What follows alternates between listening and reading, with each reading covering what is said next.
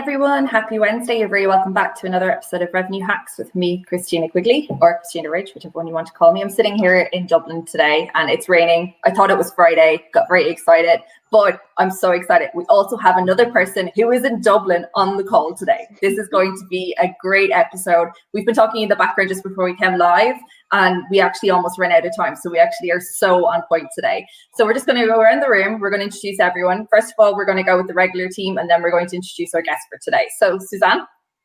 Hi, I'm Suzanne Williams. I am the Revenue and Performance Director here in Cheltenham for Journey. We are a marketing and tech agency. We do marketing programs and website design and development. B. Hi, I'm B. So I'm the Managing Director and founder of MyOC. It's a consulting company. We're helping hotels and co-working space optimizing revenue via processes, people, and systems overall.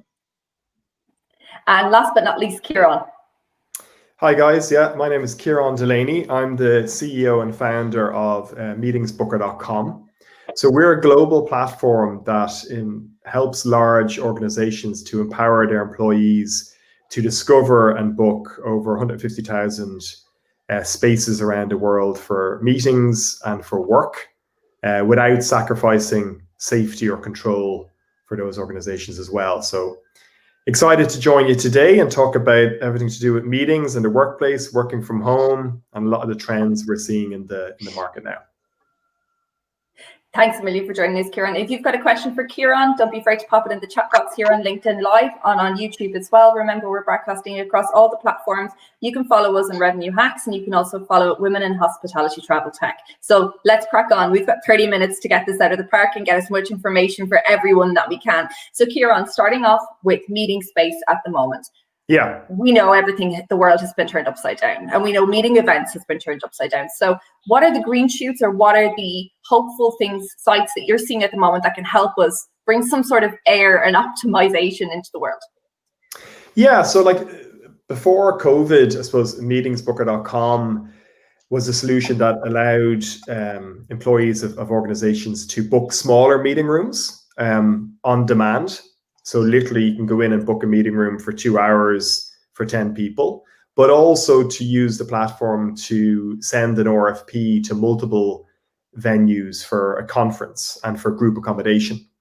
So I think that now obviously we're seeing that the smaller meetings has been an area of growth really. So there's a lot more smaller meetings taking place now, because obviously in many countries bigger or larger events are no longer possible due to the various lockdowns. So I think smaller meetings, and looking forward to next year, I think smaller meetings is definitely going to be something that is going to grow as kind of bigger events take longer to plan and will more than likely come back kind of late next year and into 2022. So yeah, and obviously then the other area that's rapidly developed this year is obviously hybrid meetings. I think we've all, we're having a virtual session today, right? So virtual meetings have grown massively, but what's happening as well is that a hybrid of an in-person and virtual meeting is becoming more and more of a trend. And it's been very interesting to see how that's sort of shaped how people source and book spaces. What are they looking for new now in relation to finding a place to meet, when actually their purpose is to have 20 people in a room, but 100 people potentially connecting around the world, right? It's very different to a pure kind of in-person event only.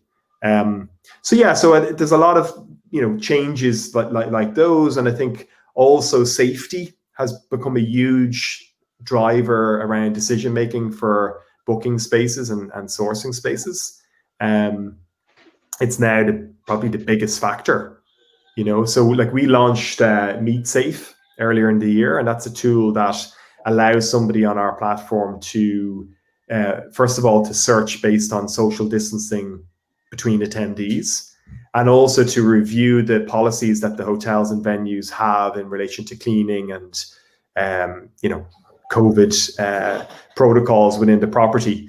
So it's been very interesting to see how that's just now become a mainstay in our platform. Like 90% of our bookings people are using that tool because safety is front and center with them. And equally, the global companies that have accounts with Meetings Booker and use us to empower their employees to book spaces. It used to be all about tracking expenditure. It used to be like, let's use Meetings Booker, let's get our employees who book meetings around the world set up and using the platform, and then we can track how much they're spending and how much we're saving.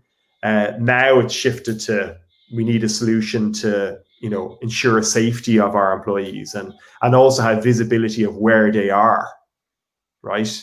Like when you think about it next year, like what global company can afford not to have a system whereby they understand where their employees are? That's just not going to happen. Whereas last year it was about, we need a system to figure out how much you're spending. So safety is kind of becoming the big driver, I think. And I think a lot of hotels have quickly, in fairness, hotel groups are very quick to respond to that by launching kind of their own branded kind of clean stay products, right? Which was great to see. Don't talk to me about it. Every day I feel like I'm getting a new RFP or I'm getting a new update from Lanyon, Cvent, Media Broker, and Media Broker to actually update my security and my safety every day from a brand, because our company works with a lot of branded channels. Let's go back. Let's take a few steps back, because you actually did mention this whole, we're not going to call it a revolution, because as Bisa already said, she was doing this for a long time, trying to get people into hotels for working space. What has changed in this, and how can we start to market it differently and market our hotel differently to people to get them to come in during lockdown to find that we are safe for a working environment? Yeah, so like this week we launched our new workspaces solution on meetingsbooker.com. So yeah, I think we first of all have to kind of probably stop thinking about putting things into buckets, and meetings and work and as if they're kind of separate. I think what's happening with COVID is that they're converging now. So like we've seen, for example, a huge amount of bookings that are being booked online where there's one or two people booking a meeting room. Now, is that for a meeting, or is that actually to have a catch up with a colleague, or is it to do something like this, right? To have a professional space to do a key kind of client, Zoom call or whatever it might be. So I think ultimately it's about like, where can people connect and where can people think and work and share, right? I think what's happening is that there's millions of people are working from home. And that's, we thought it was going to be a couple of months, and then a couple of months went into, right? So we're still doing it. And I think that's brought its own set of problems for big organizations and opportunities. I think like we normally would have collaborated with a travel manager in an organization who would actually use Meetings Booker across the organization. So that's normally who we would kind of interact with. And I'm on the GBTA kind of meetings committee, and we're heavily involved with the Global Business Travel Association. But what we've seen happen is actually that we're now also presenting Meetings Booker to the heads of property services management and property facilities management. So actually one of our clients, it's a global oil company, well-known big global oil company. Unfortunately, we can't mention a lot of our clients' names, but like we would deal with their travel manager. Now actually we're dealing with the property services guys together, right?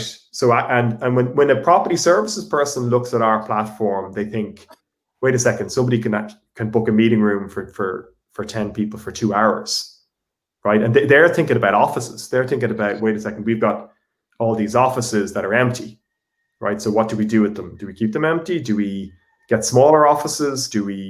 So this kind of new flexibility has emerged, that a lot of bigger organizations are thinking about flexibility, thinking about, right, we've got people working from home.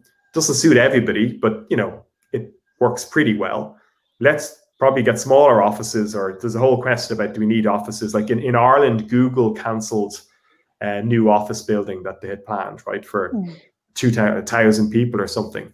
And then the other thing is, well, if you do downsize your offices and people are working from home, there's a regional perspective then, right? There's like, well, a lot of people are moving out of big cities. A lot of people don't want to commute anymore. So can we kind of create flexible a network of flexible spaces that our employees can access and book as long as they're safe and we have visibility on it. So I think that's what's happening in the kind of the top level, if you like, right? That what's driving interest in this area. I think Bea mentioned prior to the call that this isn't anything new, that hotels are used for, for workspaces. But actually what's new is that the demand for that is now beginning to really grow. And so do you think there's a massive opportunity for hotels then to rethink the way they're selling probably their meeting space? Because it's been very traditional and you had your day delegate view or you had your big package and that's it, and not so much flexibility on hours or different type of space, whether it's like it's a meeting room or it's a desk in the lobby or in a different corner of the lobby, or if it's a bedroom. How do you see it based on the searches that you currently have on meetings? Yeah, Meetings Booker. Yeah, we've like it's funny. On Meetings Booker, we have like a cross section of spaces, right? So there's hotels, but there's also loads of other types of spaces. So there's like Breather. Have you come across Breather? Breather have like 400 or 500 spaces around the world. They're like you basically book the space and there's no one there. It's a cool, innovative, funky kind of venue, and you type in your code and you access it for the day. We have Convene, which is a new American provider, Serendipity Labs. So actually, the flexibility has come. Those types of spaces have been faster to adopt kind of our new way of selling meeting space. Yeah. Right. So within our platform, you can book by the hour, and actually 20% of our bookings are hourly bookings. So it's actually, and it's growing pretty quickly. But actually most of that goes to non-hotels, because hotels think of full day and half day, right? And I was director of marketing for like a 1,300 bedroom hotel at the time, right? So I get, I've been in the shoes of trying to sell a hotel. So yeah, whereas these spaces don't, right? Because they've other type, they're not hotels. They don't sell bedrooms in most cases, right? So they're selling a space that's there. They want to sell it. They want to get people in because they can also potentially sell membership. So I think they've kind of adopted to that kind of flexibility faster. I think hotels should as well. And I think, I think there's normally a couple of barriers hotels have in relation to selling spaces online, or certainly selling them by the hour. And we've built in the flexibility in our platform to sort of cater for those questions that hotels have, right? So I think that's going to become probably something that hotels would be quicker to change to now, because obviously their occupancy levels would be lower. But hotels have a big advantage when you think about it, right? Because they've got, it's in a lot of ways, it should be considered like a destination in a way, right? There's a lot of ancillary products that a hotel has that a co-working space doesn't have. And obviously then there's the bedroom opportunity, which we've obviously seen a lot of hotel groups now launch the ability to book the bedroom or sleeping room for a day and use it as a workspace, which is clever. So that's the area we're operating in. We see that meeting rooms and workspaces have kind of converged, and we also have a global inventory of spaces, whether it's hotels, non-hotels. We also work with all the major hotel groups very closely. So, it's an exciting time. Like it really is. Like we're a lot of our corporate clients are very, very interested in looking at this solution, looking at being able to book workspaces in hotels. They know the hotels, right? Like all our big corporate clients know all the hotel groups extremely well because they're huge clients for them. And, I think there's on both sides, there's a willingness now to explore it and try and drive opportunities and revenue. I think everyone's looking at being creative in these times, Can I just jump in there and say that, ladies, I guess our challenges from a revenue management perspective is that you're adding an extra dimension to yielding. You're adding the space and time you're actually selling. So if our hotels really looked at that as a proposition and then cross-referenced all the other services that they can offer, then as that destination, because you can't put your bedroom out there and basically say sell it for half day or a full day. You have to package it up. You have to make it attractive. You have to make it a remote working destination and then sell the space and time. So for us, that's hugely exciting. You know, let's change it up a little bit and get the message out there for our properties that you can actually do this. I like the sound of it.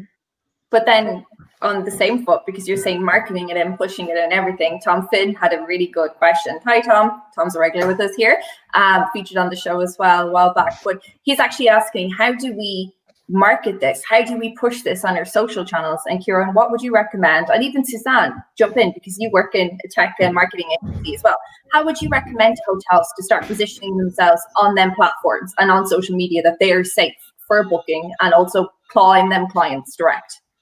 I think it depends on where the property is. You know, if you've got a beautiful 4 or 5 star property sitting in the Cotswolds that have got a spa and a gym and, you know, a lovely bar and a nice cafe and a restaurant, then using those services to pull people through the door is a very attractive proposition when you've got, you know, thousands of people 20 minutes away working at home. I'm going to take half the day. I'm going to go and work up at X, Y, and Z hotel. I'm going to use the gym. I'm going to grab a coffee. I'm going to socially distance and meet some friends, and then I'm going to go home again. That is very attractive. So you need to create the experience and communicate it through your channels, but it's emotive, because there's the want versus need aspect of this whole meeting. Kieran, what you said earlier about the global market, you know, is it being driven by the needs or the wants? Because I suspect it's needs. Who doesn't want to meet their colleagues face to face? So how long will that continue as a trend, and when do you see it going back to normal? So there's lots of things in there that I think you can extrapolate out and define and actually create a proper plan for your hotel. Yeah, you need to have different targets, I think. You really have different type of clients. So it's as if you're doing a different business mix for specifically meetings, basically. Because when we have like the small meetings we're talking about right now, which I think is the easiest to tap on at the moment, because we're not going to have like the big, massive meetings anytime soon. We know that. But you have a difference between the freelancer that they just want to get out from this table where he probably work and eat and everything, and you have maybe some colleagues that they want to meet up maybe once a week when things are easing a little bit more, etc. So you have really different profile, and I think that's really what hotels need to target. It's not about only, I feel that's really personal, that what we've seen, like, oh, work from my hotel, like, what does it mean? Like, you need to explain to me what I can have and the different ways I can work from your hotels and the flexibility that you'll offer me. And I think that's probably what we're still missing.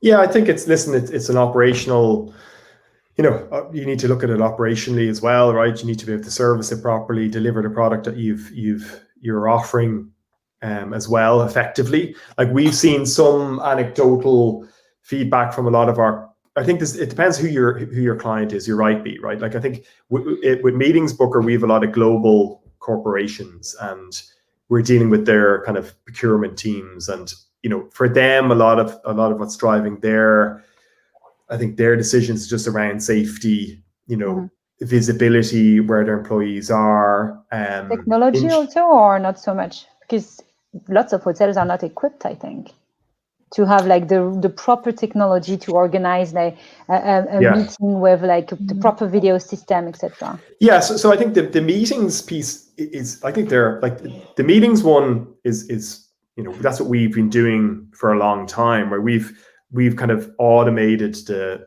discovery and booking of meeting spaces and made it into a transactional, very easy solution, right?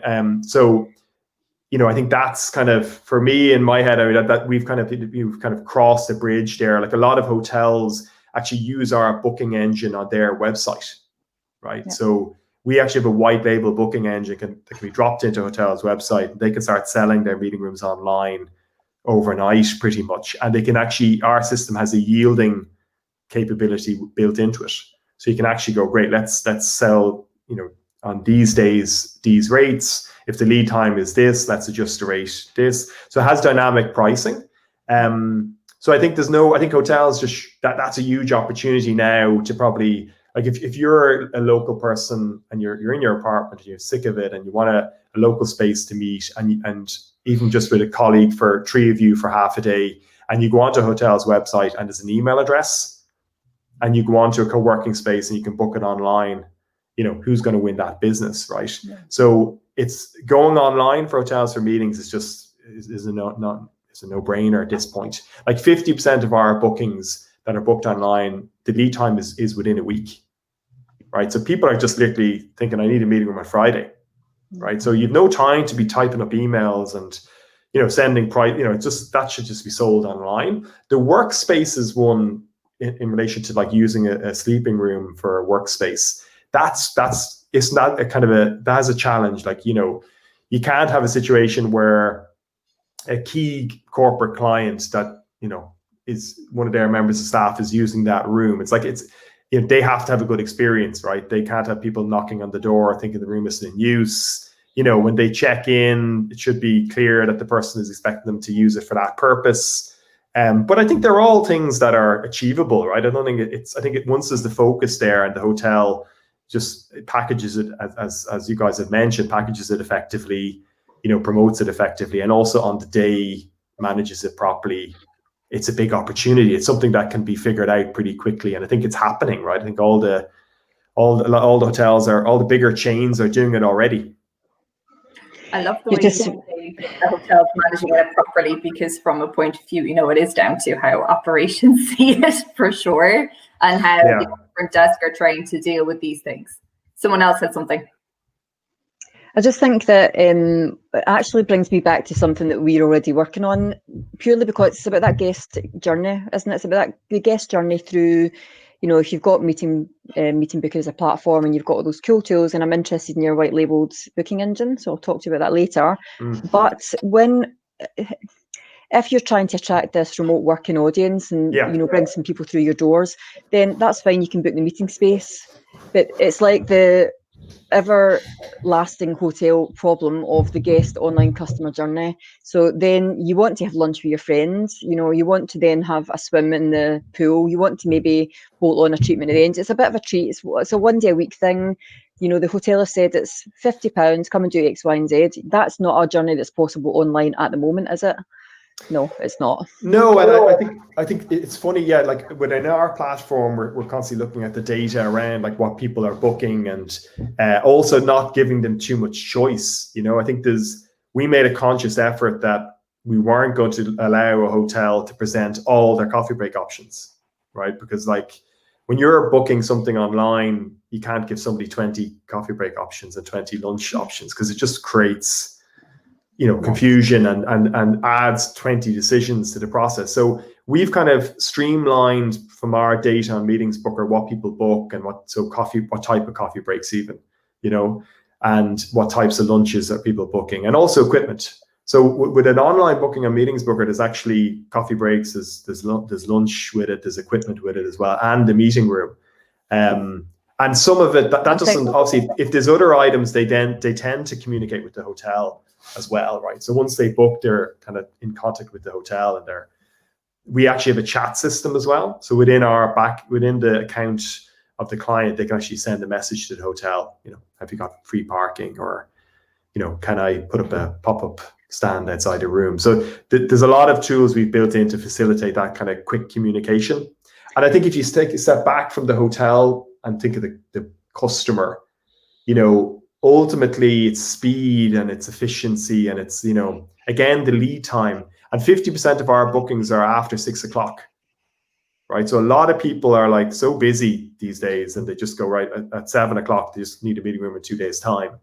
And the hotels, without an online system, there's nobody there to respond. So you're right, though, it caters for the core of what people need, and then it's obviously the hotel supporting that with any other additional requirements, Suzanne. Yeah. So the other question I had then was, do you know the split of business that comes through? So into a property, what split you've got that's coming through Meetings Booker as a platform, and what still goes direct? Yeah, like it's interesting. Like hotels that use our technology on their website, normally they get 60% of the revenue from their own website and 40% from Meetings Booker. And Meetings Booker is quite mixed as well, because like we have a kind of consumer channel, if you like, so meetingsbooker.com, so like, which is very strong on Google. So when people search for meeting rooms in major cities, Meetings Booker appears. So we have a lot of people who simply find meetingsbooker.com and book via meetingsbooker.com. But then we also have global corporate clients who obviously have significant spend for meetings and events, and group accommodation as well. So a lot of corporate clients actually use our platform for booking group accommodation. Obviously, so, and then the third area is actually TMCs. So we do power bookings for, like, we have a partnership with American Express, Global Business Travel, whereby we power bookings for them. And then there's a lot of other, like Grey Dolls in the UK. We're going to be announcing a new TMC probably a couple of weeks' time as well. So a lot of the TMCs are looking at how they service meetings, and actually, like, in some cases they had people on the phone booking meeting rooms, and obviously a self-serve online solution is a lot more effective than that. So there's quite a few different sources, Suzanne. So there is still a difference between your brand.com, your meetings booker, and then what comes in direct. What, somebody's getting on the phone and saying, I'm going to speak to Katie down the road because I know her and I've got that relationship. It's just because direct business comes in on the phone as an email as well as it does on the website. It's that split I was wondering if you had. Oh, what still comes in by somebody getting on the phone, and what? Yeah. I'm not sure, actually. Good question. I'm not sure. I'd have to check that with the guys, but certainly online adoption is scaling as well. Like, we see the growth year on year is like rapidly growing, particularly obviously through Meetings Booker. But when it's on the hotel's website, there's obviously less competition as well, right? So it's not, someone has already researched the hotel as well, and there's a driver there already. Whereas on Meetings Booker, there's a lot of competition. Yes, I had Meetings Booker on some properties, and we've seen that it was great for small, easy to make booking and repeating bookings, basically, because then they knew how to do it. Like, we had the PA or whoever, and they can do it pretty easily. Now, whenever you're talking about like more complex bookings, that's where you still need to have someone on the phone or to follow up with, like, as you were saying before, like extra packages or specific requirements from the clients. But you can make it nice on your website without having like the massive form. You can still already make your booking, and then and we take it from there. And that's when the teams are really following up with the clients. But what we had tried to do was really to push people to book online, and that worked well. At the beginning, people were like, "Oh, I like to call you," basically. But in reality, when they see that it takes a few seconds, and when you start to price also in a different way, that's where you can really see the benefits, because doing it online compared to having whoever doing the booking, and it's taking her like maybe an hour. Well, it's way cheaper to have it online. Yeah, for sure. Yeah, and I think that, like, with us, the up to 20 people tend to be booked online. I think the average is 9, but when it gets into over 20 and accommodation, that's where the RFP solution, people actually use the RFP solution, because they send a request that could be for 50 people and 50 sleeping rooms for 3 nights, and that's where it's more of a bidding environment where the hotel can actually bid for the meeting, and there's quite a bit of dialogue on the platform with the client as well. So it's there's kind of normally a threshold where they end up using the RFP system when it gets more complex. Do we think that actually RFPs for corporates are going to change also in that sense? We know that people may not necessarily sleep in the hotel anymore because they're not going to travel as much. However, local people may use hotels as a day use or the day desk use, or however we call it. Is it something you think that, you, Susanna, Christina, maybe you think it's going to come? Like from ours, absolutely. Like from our side, we're doing that now. Like a lot of our corporate clients will end up canvassing their cities, right? So if they've offices in 20 cities around the world, they'll use Meetings Booker to request kind of day pass rates from various different hotels and venues, and then and also not just rates, but also certain criteria that the rooms have to be certain criteria around safety and around check-in and around kind of having a level of control that they feel as if this is going to be if my employees are going to go to this hotel, they're going to have these conditions in place. And yeah, they'll use our platform to gather those rates for day passes, but also make sure that there's compliance, that the hotels are going to offer X, Y, and Z, or the venue, and then roll that out to their employees to book. So it's empowering people, companies to kind of, because bigger organizations have concerns around safety, they have concerns around, the cleaning policies. That's, and what we do is sort of help them ensure that the venues comply with that, while also then allowing their employees to book them in a very seamless way, right? That's nice and easy.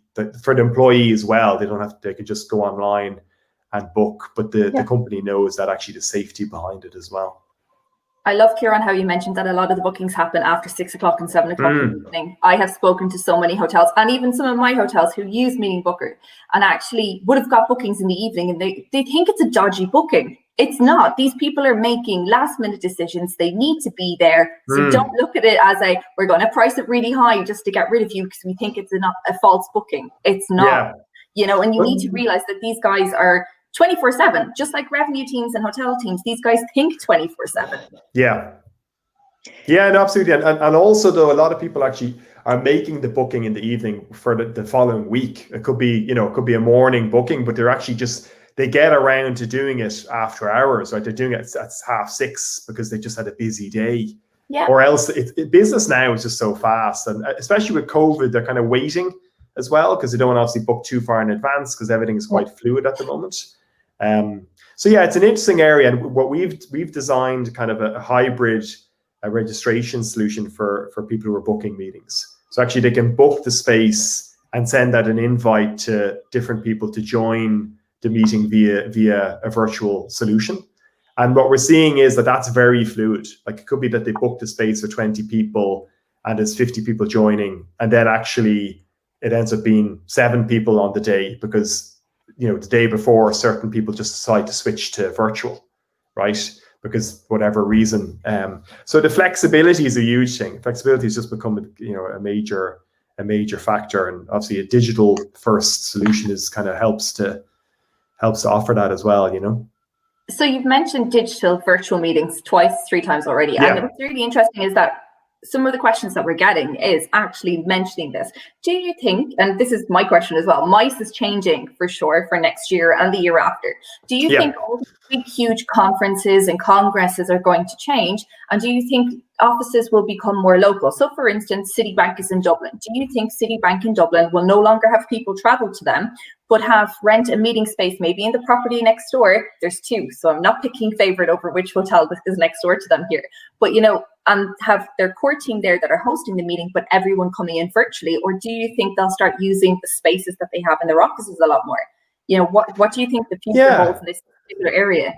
I think that there'll be a mix. I think there's going to be kind of the places we work, are going to be probably our home, the office, which could be a smaller version of the office, or it could be the existing offices. But what I think, which is rapidly emerging, is just this kind of third space element where there's a flexible alternative, and it could facilitate the person who's working from home who might have moved back to their country of origin, right? Or have moved out of a city, who no longer can really commute to that office, but they want a flexible alternative. Or it could be the office that the company itself has reduced the office footprint and they need spaces nearby, like your Citibank example. So I think that flexible third space is what's really gathered momentum. And I think if it's worthwhile actually following some of the kind of the real estate blogs and real estate podcasts. There's a really good one, Caleb Parker. He does a really, really good podcast. So if you look for Caleb Parker on podcasts or even on LinkedIn, and for hotels, you should listen to them, because opportunities will just jump into your head, because this third space is really happening now. And that can be in a hotel, it can be in a meeting room, or it can be in one of the sleeping rooms as well, right? So I think that's what's changing, just this flexibility, and companies need to have that flexibility, right? Because a lot of employees are working from home, it doesn't suit everybody. There's mental health issues, there's productivity, there's, Is it as easy really to be as productive with your colleagues when you haven't seen them in 9 months? So these pain points are all beginning to surface now with global companies, and they're looking for ways to kind of add that flexibility. And that's what we've done in Meetings Booker. That's what we cater for. It's giving global companies this new way to facilitate team meetings or work, but making sure that the safety and controls within that as well. I know we mentioned at the start of the conversation about technology and hotels not really being set up for this type of thing, for virtual meetings. But let's be honest, we've been doing it from working from home. So, in my eyes, and correct me if I'm wrong, but a hotel could have a company Zoom and actually use that and allow people to use that as well for meetings. It's, I think people need to think outside the box sometimes when it comes to, threats or weaknesses in their business, and really change them quickly into strengths. What's your thoughts? I can see Suzanne sitting there kind of going, Yeah, only because it's not about Zoom or StreamYard or any of the platforms. It's about it's about the hardware. It's about the quality hardware that you need in order to present a really professional outfit, and that's where the cost sits from a hotel perspective. I've worked in many hotels where the cost of the screens, and it runs into thousands and thousands of pounds, and it doesn't justify the level of business that you've got coming in. So I think that hotels really have to understand who they're trying to target, what revenue, ancillary revenue that's going to bring in, and whether it's profitable. Yeah. So then make the investment, but not until then. I think we're presuming they don't have it already, and I think a lot do. Yeah. I think good AV, good internet. Like a lot of hotels have invested heavily with in those areas pre-COVID. But yeah, I think it's that's being scrutinized more, right? That's being scrutinized now. Like, what is your speed? What is the Wi-Fi like? They are being scrutinized more. But can a hotel service that as well as another type of venue? I think why not, right? If there's within the competitor set, I think they can. I don't think it's. I think brands can, but I think if you've got a little independent out there in the provinces, it's a bit trickier. Yeah, and that's stand up at the exactly. I've actually been in a hotel in Scotland where I'm having a call about the hotel in Scotland. I'm trying to join the board and couldn't, because the Wi-Fi wouldn't let me. Just right. Like, I'm in your hotel. I can't go to your meeting. Yeah, they need to definitely look at that. These things still happen. Yeah. Yeah, no, it happens everywhere. And having like the massive cable to link the computers, blah, blah, blah, the plugs at the wrong places. There's plenty of things that haven't been thought properly. And I think as you said, for big brands, yes, they know it by heart, the likes of Marriott, Hilton, whatever. But majority of European hotels are actually not branded, and they still have a lot of conference space that some of them were using mainly for leisure things or so. And if you want to shift to something that is a little bit more business, you need to rethink the way your tech is working, I think. But as Suzanne said, you need to calculate whether it's worth or not the investment. I have a question. We all know this for a long time. Natural light has been the main focus for people for meeting space. And, we've had people that have, especially in Ireland, in cities, the meeting space is actually underground because it's always an afterthought or it's a space there. Kieran, what do you think is the next trend in requests for meetings in the next few, safety obviously, but anything else in the next few years? I'm not even looking at the next 2 to 3 years. I'm thinking way ahead. Yeah, no, I think you're right. Natural daylight, ceiling height, all those usual things are kind of probably less, or probably drop down the rankings. I think a lot of the points we've discussed, I think the tech ability of the venue, I think the safety aspect, access as well, access, like some venues actually have separate access points for meeting spaces because that's just how they were designed, which is beneficial, right? There's an element of it's more of a controlled sort of environment. So yeah, probably the tech side and safety and access we've seen those kind of step up as being front and center now, whereas natural daylight and those other points still important, but have dropped down the rankings. B has a fantastic one, which I know I've got some friends who I've worked with for years who were actually looking for sleeping pods in work, because again, we've seen it in different countries. It makes it more productive. So true.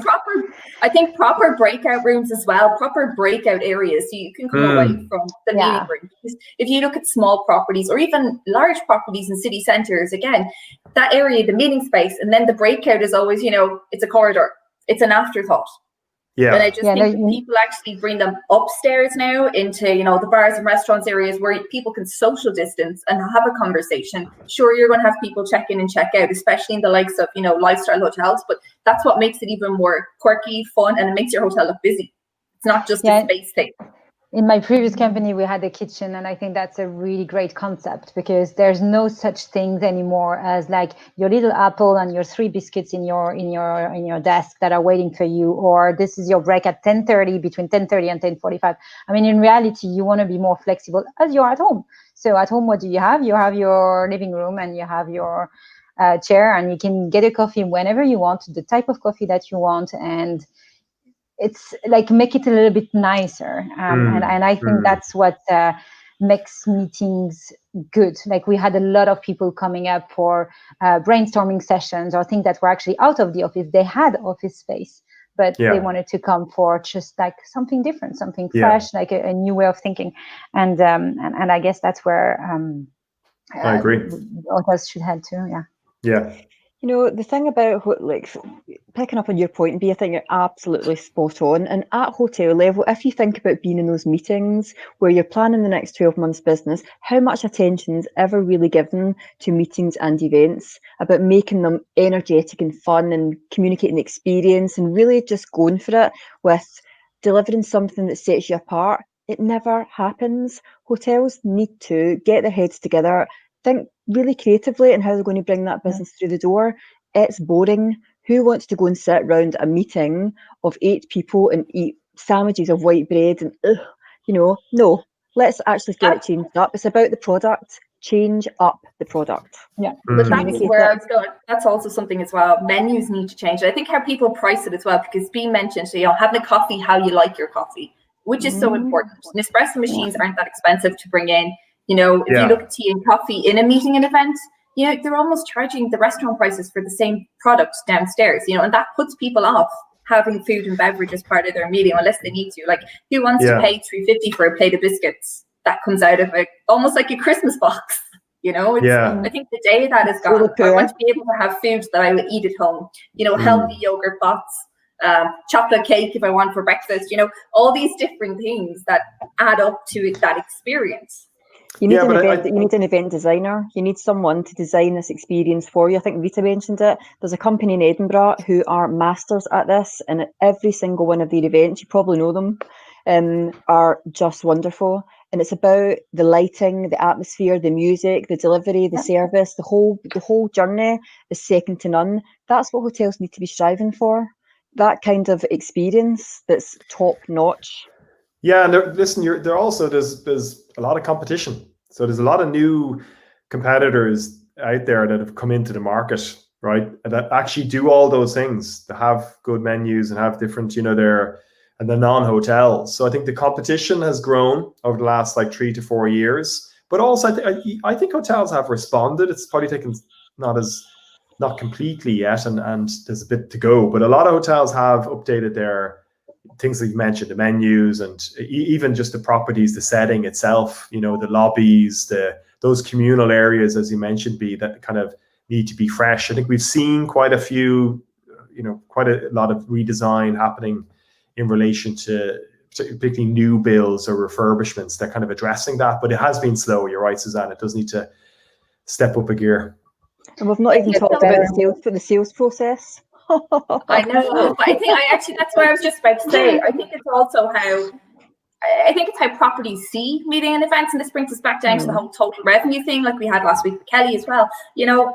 People see meetings as just meetings. It's a different thing of selling in the hotels. They don't really look at the amount of revenue that actually can come into it, the different departmental revenue that it can bring, and at the end of the day, everything should be total revenue. And I think that's where people need to be seeing it a lot more. And there needs to be a push for stopping all this whole, this person is just a mice seller. This is just a sales seller, and sales only sell certain items. They don't really know what to do. And I think that's a huge training that has to happen, in a mindset shift in hotels that we've been speaking about since the start of COVID. You know, that's just something that we as a group in Revenue Hacks has been very passionate about. And I just think that's something that, I don't know what way to put it. I think it just needs to be break the ice.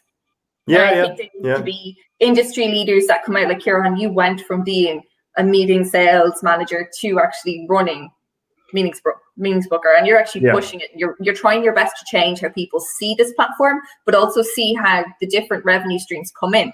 Yeah. Suzanne has been doing the same thing with her company, you know, changing how people look at the agencies, see how people look at revenue, and trying to change how they see marketing. And the same thing with B. You know, B works with this every day with our clients, you know, and it's constantly trying to change the mindset. And once we've got enough people behind us, that's the problem, is getting enough people behind us to think like us, to see it like us. Yeah. Then it's about getting into them stakeholders as well.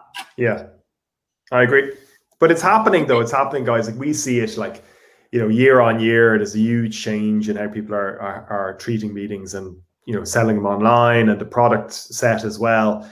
Like, it's changing a lot. And I think I think COVID will just further accelerate that change as well. I hope so for the future. Fascinating. Yeah, really interesting. So we've actually run out of time. Kieran at the start asked if it was 30 minutes, 40 minutes, what it was. We said to him we could be done in 30 minutes.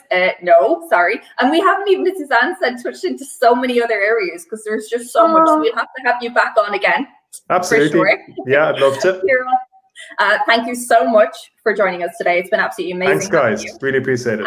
Thank you. Don't forget, if you've got any questions for this, you can always contact Kieran direct through LinkedIn, or else you can go on to meetingsbrokers.com. You can actually see it there on Meetings Booker for sure. You can actually get in contact with about the product.